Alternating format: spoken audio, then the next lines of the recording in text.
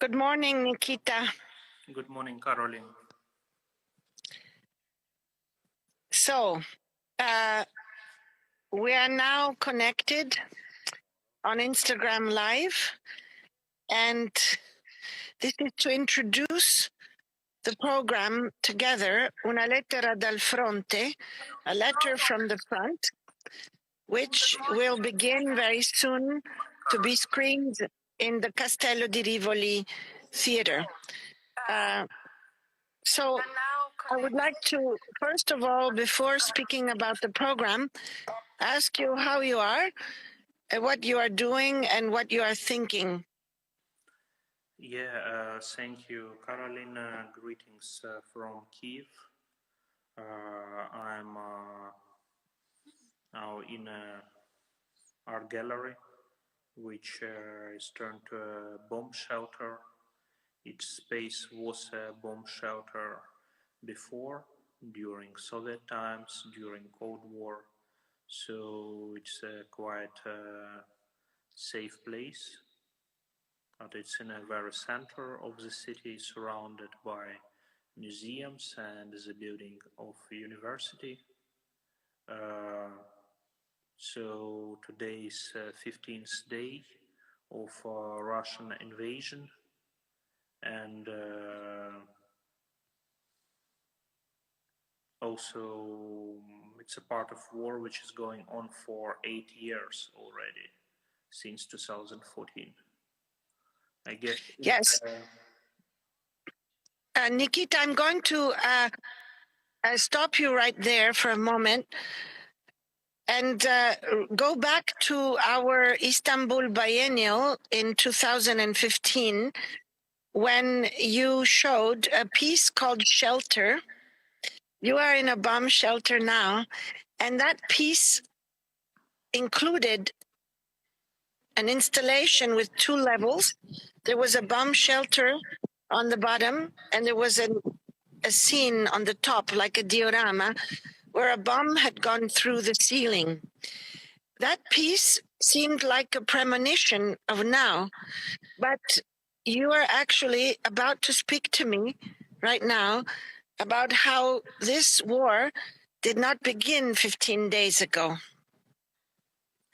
Yes,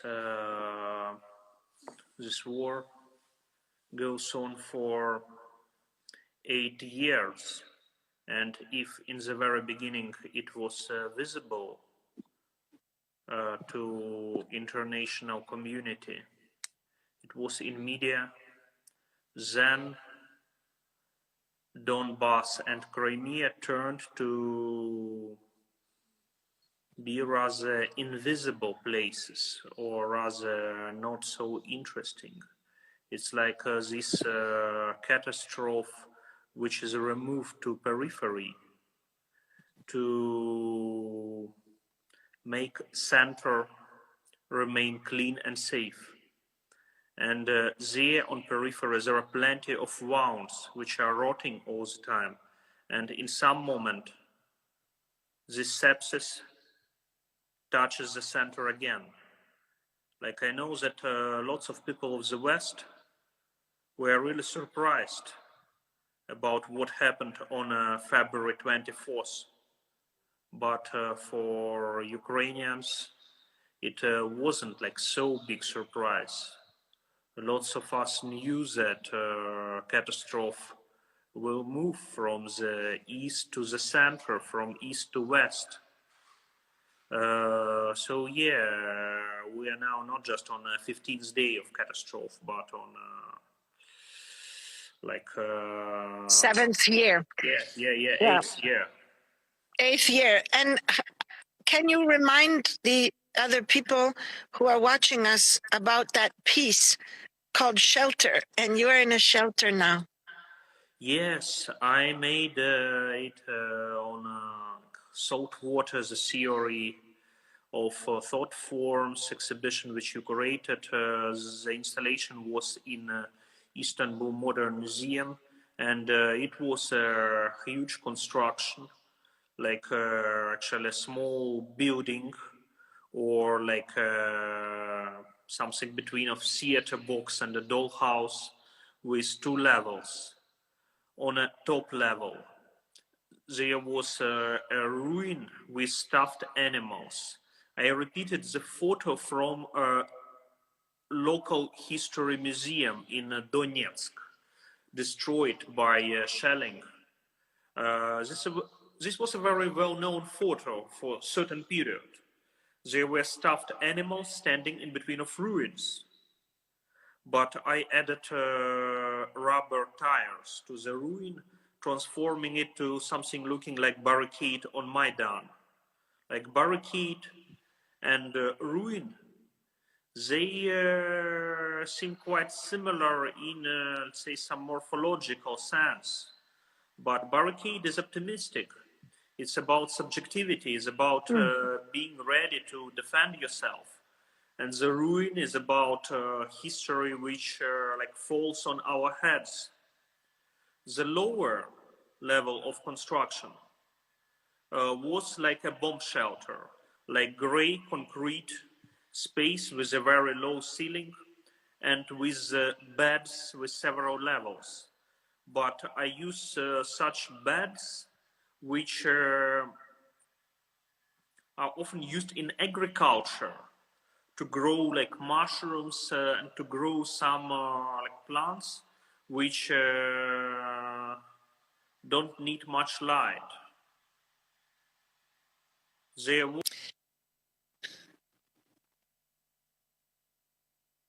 Hello?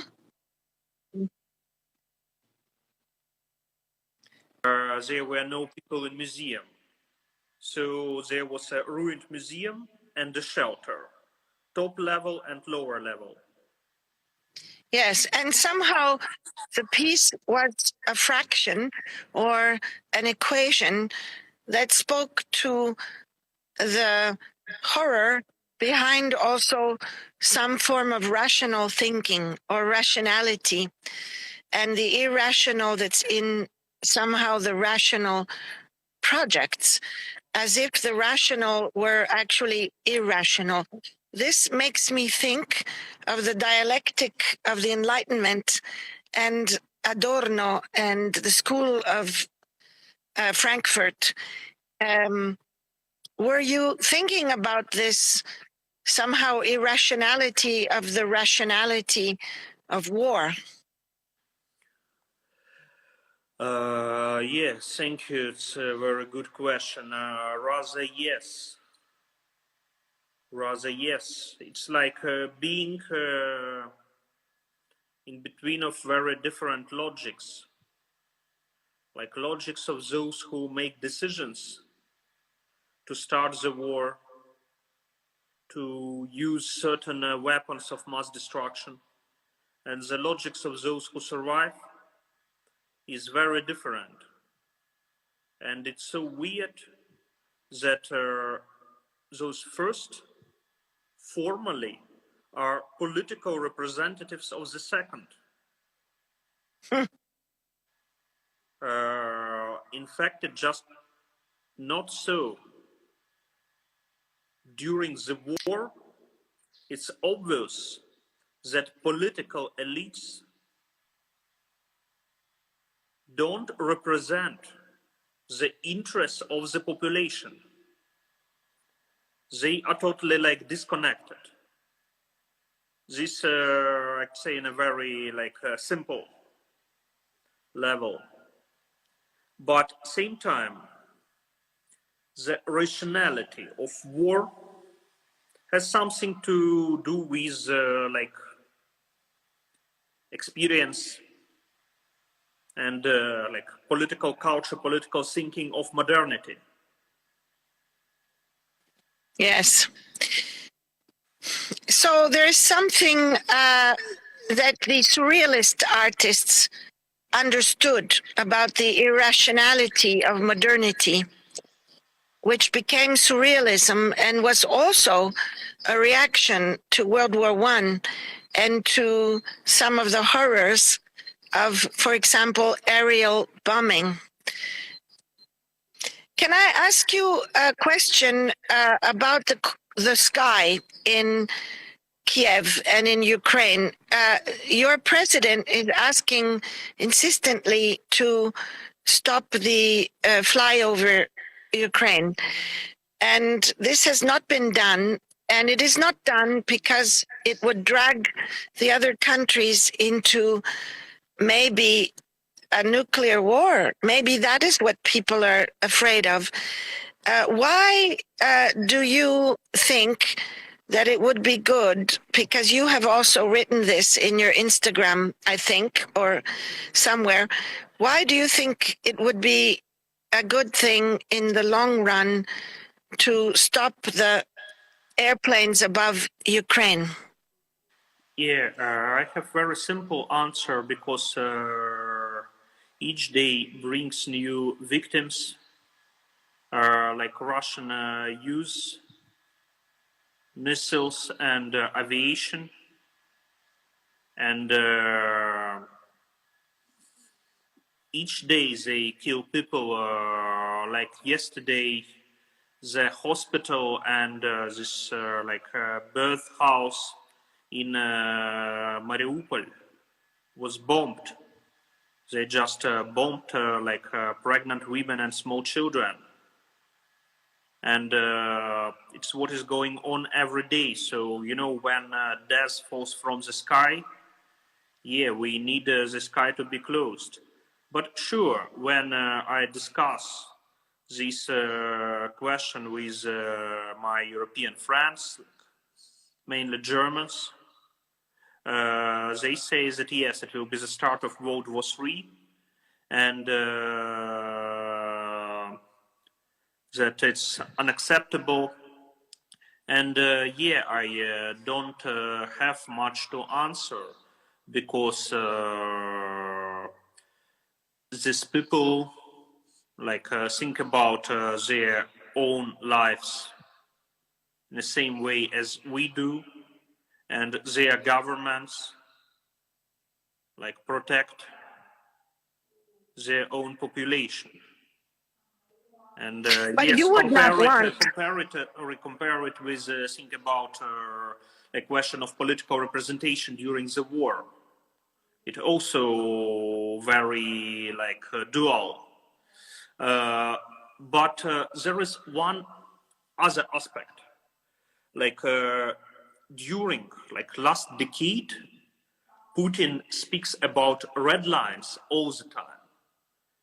And he crosses these red lines himself all the time.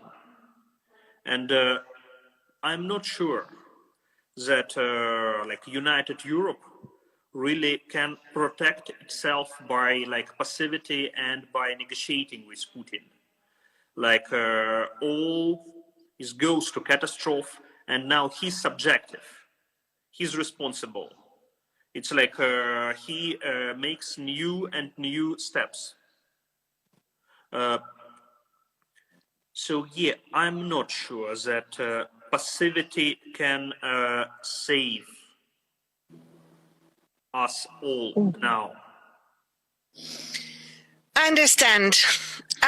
Another important point that is not often discussed, while the preceding point is discussed every day, what I'm going to say now is not so evident, I think. This war is somehow being framed as a question of independence of an autonomous nation.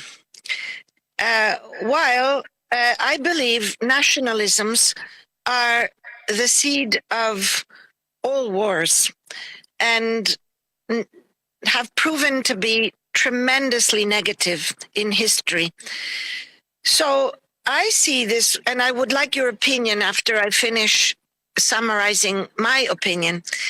I was shocked when a university in Milano wanted to cancel the course on Dostoevsky, which to me would have been like canceling the course on Dante in Harvard in 1942, like crazy, you know? So I think it's very important to separate nationalisms from the war.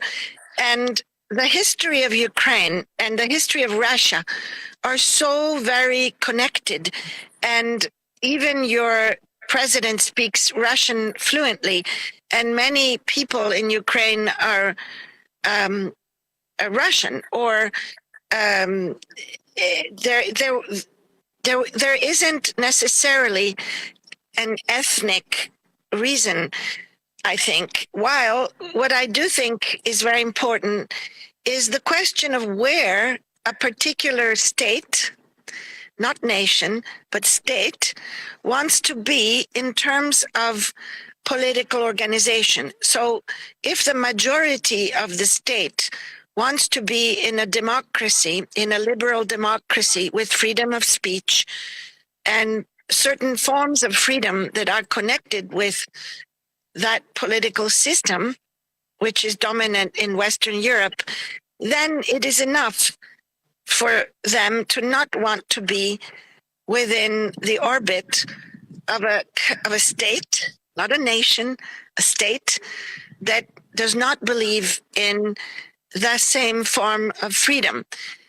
So I would like you to comment on whether you think this is a war that has to do with nations and nationalities, or with this more political question of how a certain country and state wants to be run economically and politically.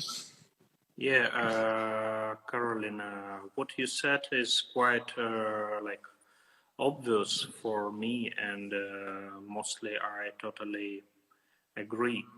You know, my position always was and still is anti-nationalist. And in a relatively peaceful time, most of my conflicts were with Ukrainian nationalists. They were attacking our exhibitions, they were attacking my curatorial activity in Kiev Museum, where I dealt with Soviet art collection. So I'm Ukrainian anti-nationalist. And for me, it's not about even a deep connection with Russian culture. Also, I could speak about connections with Russian, with Polish, with Hungarian, with Czech, with German cultures, all these influences like during Ukrainian history.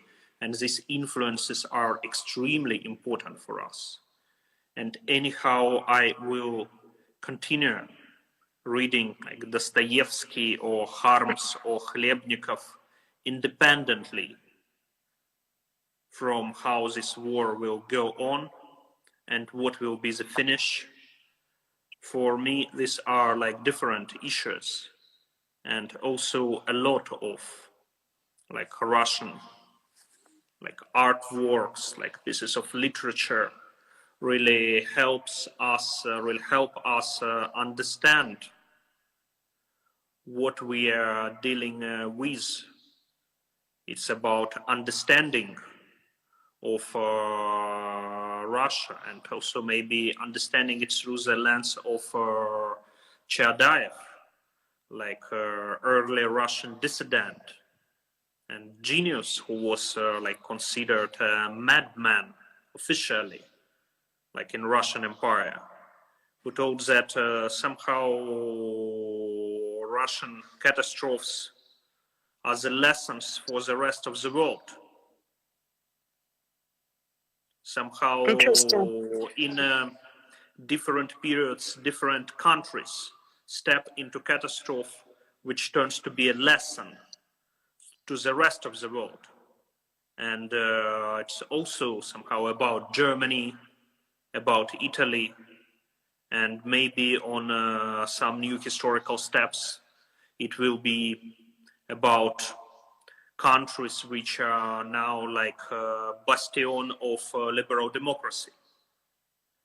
But on the other hand, I am supportive with the idea of boycott, collaboration with a Russian state, with those Russian state museums whose directors signed the letter of support of annexation of Crimea in 2014.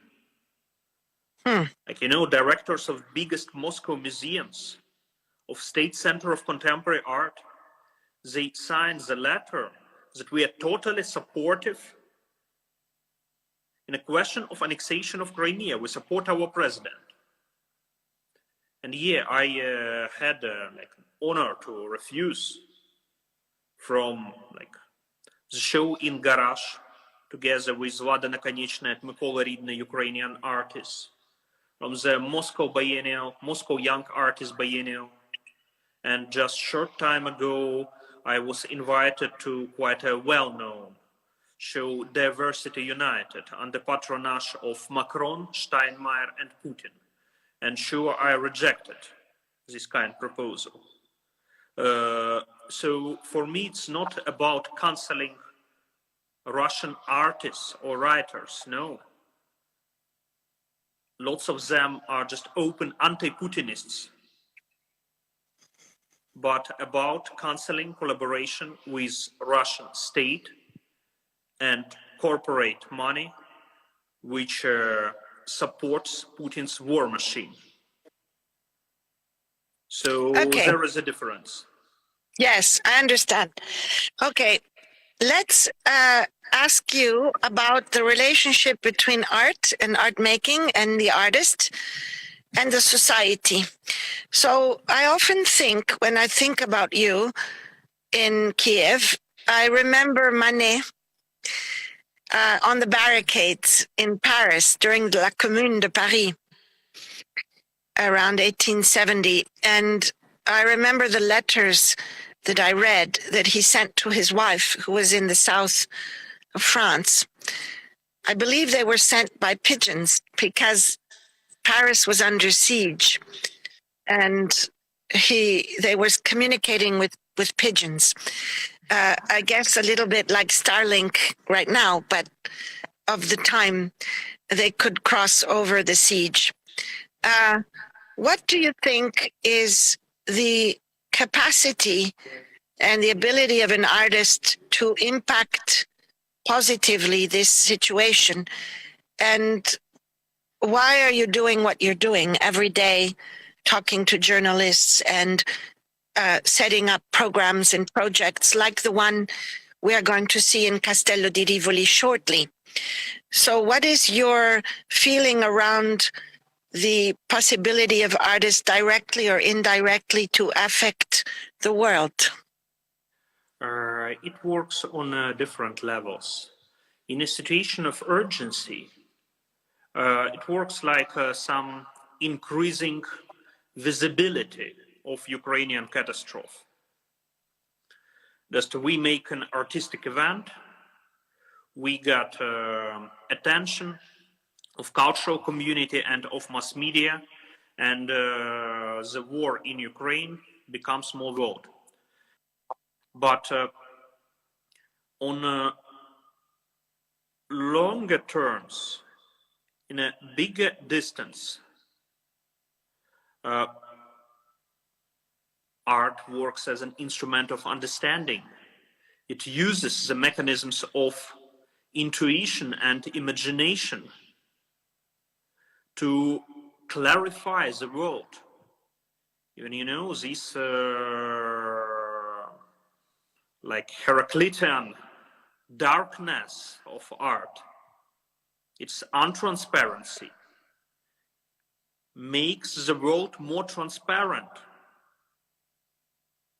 And yeah, if it will work like in 2014, when during the start of invasion in Donbass, Ukraine was in all media and it was visible, represented.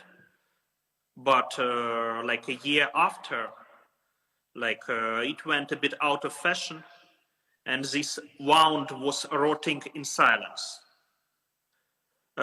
It will give no like space, no room for art to make its work.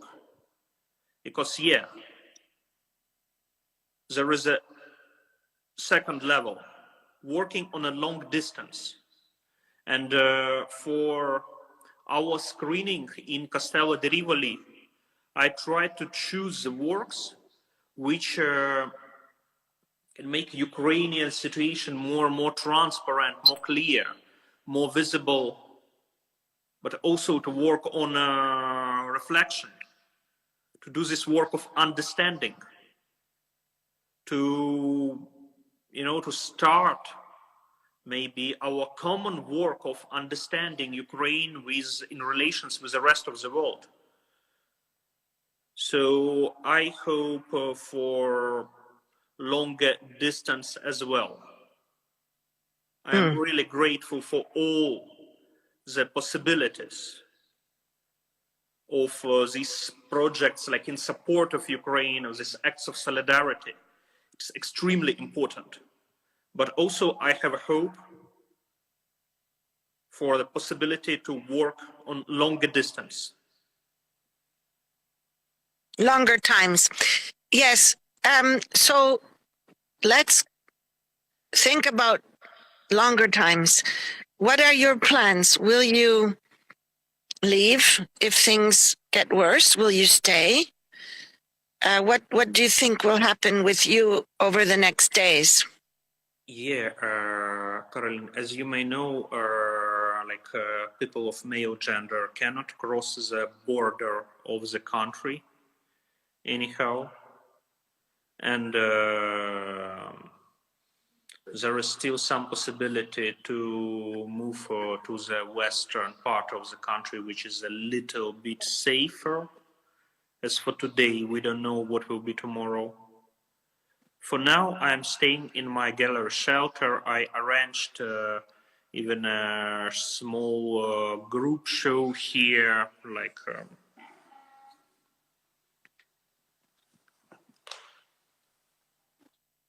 having some artworks around, including historical works of Ukrainian, early 20th century modernism, and Ukrainian Soviet non-conformist art from 70s, and contemporary works as well. So I have an environment for myself, and even some people who remained in the city, they come to see the show, really, during shellings, during the siren from the sky. If I move to the west of the country, maybe I could be more useful, helpful in terms of helping internal refugees and developing some internal cultural life in a wartime. But Western cities are a bit overloaded with people, and they seem to be in quite problematic even psychological condition. While I'm staying here in Kiev for 2 weeks, my mental health improved a lot. I am in a best condition for last 2 years. So let's see.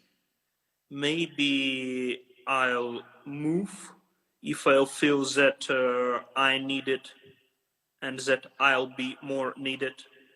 Maybe I'll stay for a few more days, maybe for a week. Let's see. I have this very, low horizon of planning. Yes, that brings me to the question of art heals, arte cura. Our museum was a vaccination center for COVID vaccination in the spaces of Claudia Conte last year. And she created, with a collaborator, a soundtrack for the vaccinations.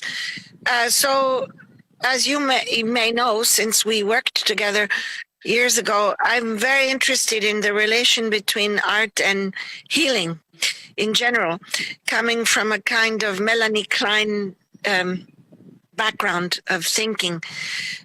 But I always were thinking about art and the audience, and arte cura in terms of a society of the viewers.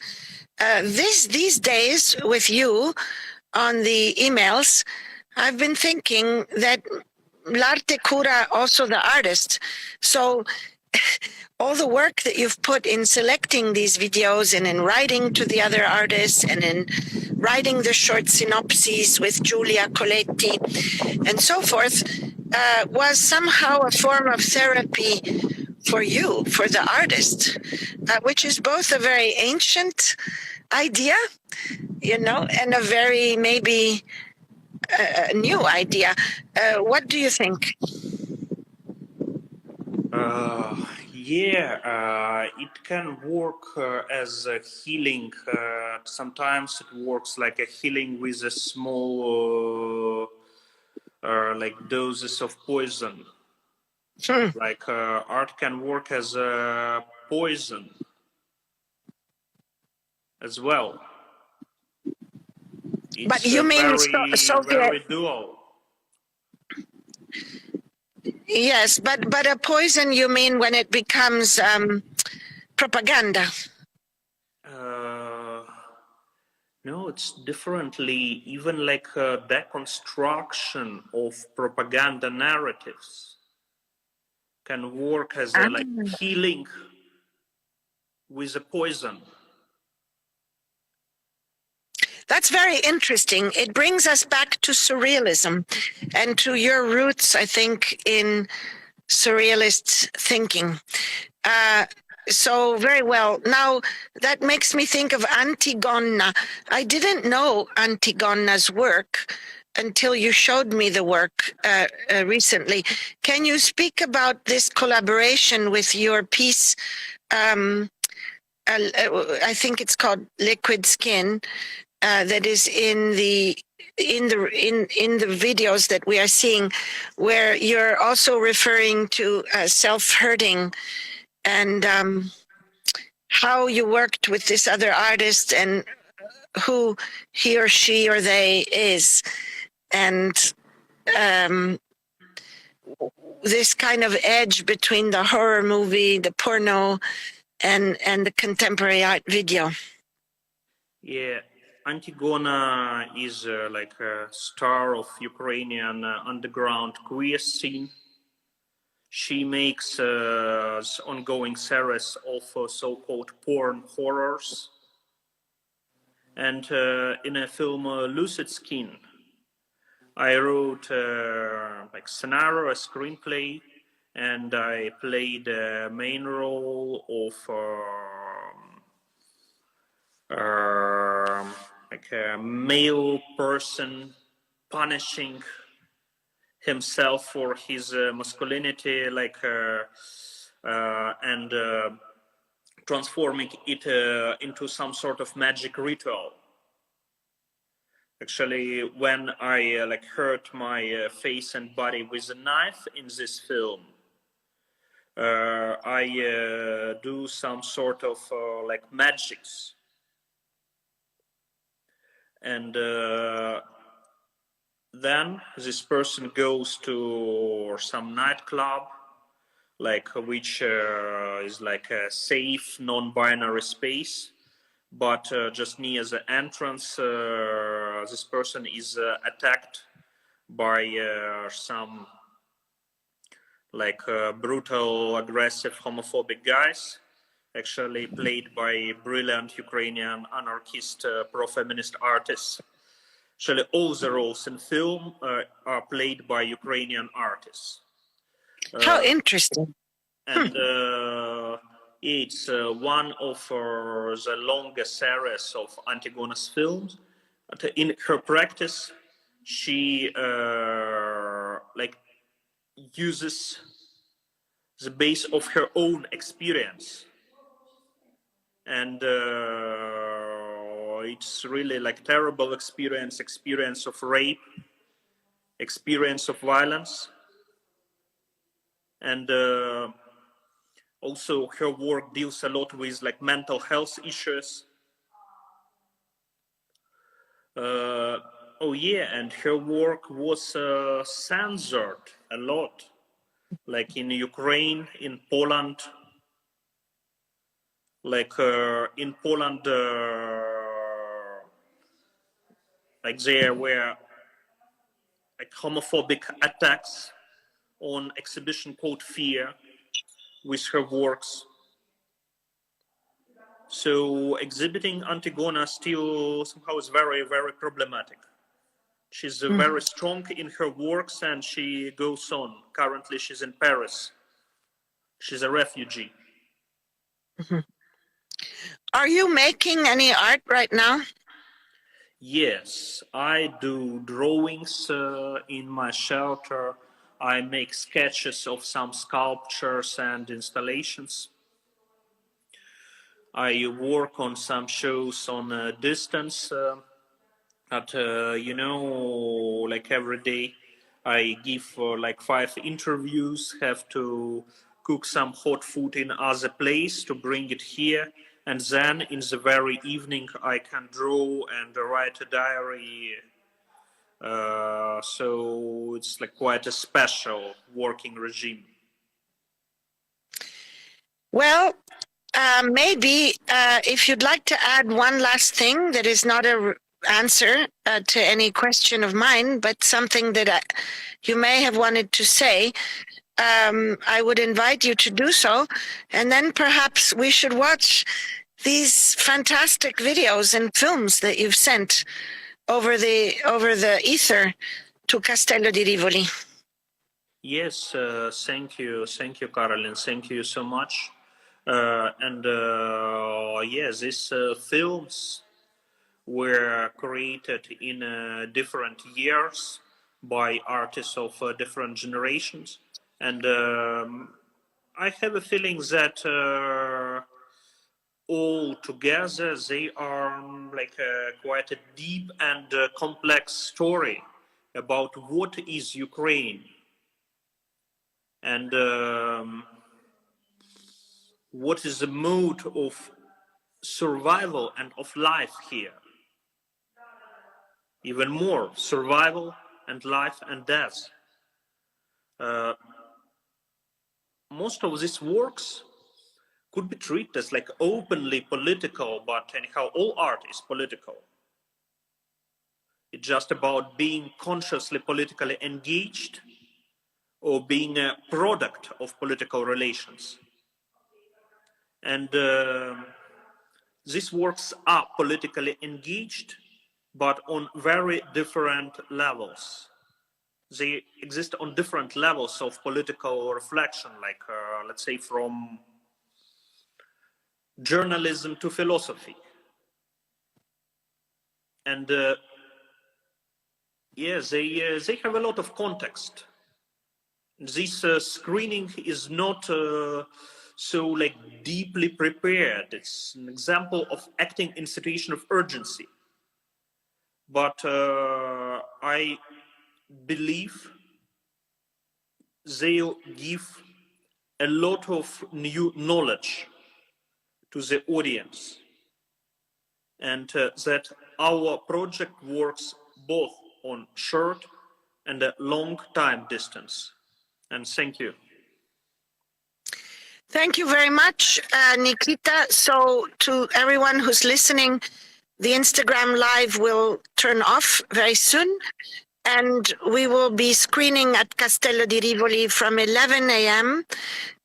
To 7 p.m. Today, tomorrow, Friday, Saturday, and Sunday. And this program is within a program called Espressioni, con frazione, fractional expressions. Our museum is supported by the Regione Piemonte, the city of Torino, the city of Rivoli, the Fondazione Ceriti, the Fondazione Compagnia di San Paolo. In this particular program, the Fondazione Ceriti per l'Arte. That was the commercial moment. It will also be located on our Cosmo Digitale, screened for those of you who are not here. But it was important for us to also screen it physically in the museum, and then you will be able to find it also on the digital Cosmos in the future, thanks to Giulia Colletti, who is the curator of the digital Cosmos. So thank you, Nikita, and as of tomorrow, you can watch it also online, but now I wish you could be with us And I invite you in advance now to come as soon as it's possible and this war is over. And we all hope that it will finish well and that the diplomacy, all of the governments that are working to weave together the diplomacy to finish this moment of violence will be successful. So bye, Nikita, and talk to you soon. Thank you, Carolyn. Thank you. Goodbye. Bye.